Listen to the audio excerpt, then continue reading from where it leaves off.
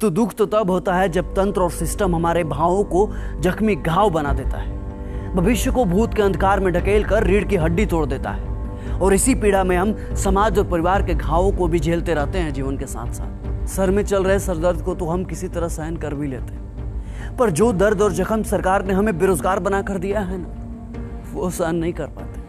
और जब यही दर्द, यही पीड़ा एक भयानक रूप लेता है तो दीमक की तरह रोज रोज हमारे जख्मों को कुरेदता है।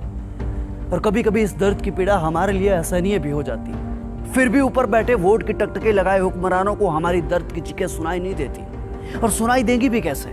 छलावे का हेडफोन जो पहन रखा है दोनों कानों में, किंतु धमक इस बार गूंजेगी और जाएगी आपके कानों तक, क्योंकि हम वही हुआ है जब देश में जरूरत पड़े तो कलम से शांति भी लिखते हैं, और जरूरत पड़े तो कलम से क्रांति भी लिखते हैं।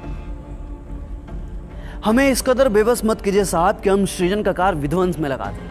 ज्यादा उलटफेर आपके तंत्र का उलटफेर कर सकता है। वक्त है, चेत जाइए, क्योंकि गुजरा हुआ वक्त कभी वापस नहीं आता। यह वही जनता है जो आपको अर्श से फर्श तक पहुंचा सकती है, तो इन्हें आपको फर्श से अर्श तक लाने में ज्यादा वक्त नहीं लगेगा। अरे साहब, जब इतने संशोधन हुए तो एक और संविधान संशोधन कर दो। तय कर दो कि किसी भी एग्जाम का रिजल्ट और सिलेक्शन एक फिक्स टाइम पीरियड में होगा। अरे आप लोग पत्थर हैं, आप पत्थर की मूरत जो किसी भी सूरत में बदलने का नाम ही नहीं लेते। अरे आप वही नेता है ना जो कभी छात्र राजनीति का हिस्सा हुआ करते थे, और आज नेता बनकर जब सत्ता का हिस्सा बने तो हम छात्रों के साथ ही सत्ता की राजनीति कर रहे हैं। किंतु स्मरण रहे, ये पहली ऐसी लड़ाई है जिसमें हर युवा खुद सिपाही है, खुद सारथी है, खुद सेनापति है और खुद युद्ध निर्णायक भी है।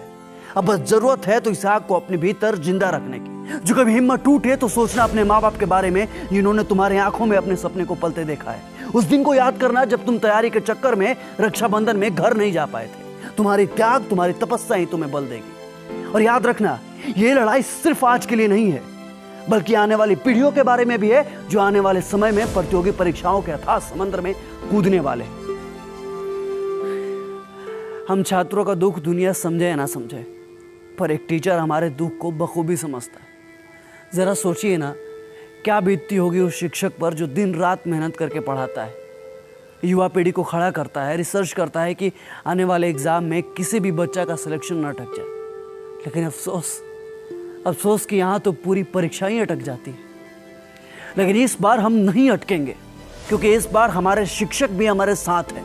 वही शिक्षक जिन्हें कोई सत्ता में चोर धनानंद उनके प्रस्ताव को ठुकरा कर उन्हें अपमानित करता है, तो उसके सत्ता का नाश करने के लिए चंद्रगुप्त मौर्य स्थापित कर देते हैं, जिन्हें आज चाणक्य कहकर हम प्रणाम करते हैं। अगर इस बार हम रुक गए, अगर इस बार हम चूक गए या फिर हमारी आवाज को दबा दिया गया, तो ये हिंदुस्तान के हर एक शिक्षक का अपमान होगा और आने वाली हर पीढ़ियों को ये कड़वा घूंट पीना ही होगा। हमें इनकलाब करना होगा और हम जीतेंगे, लाजिम है हम ही जीतेंगे।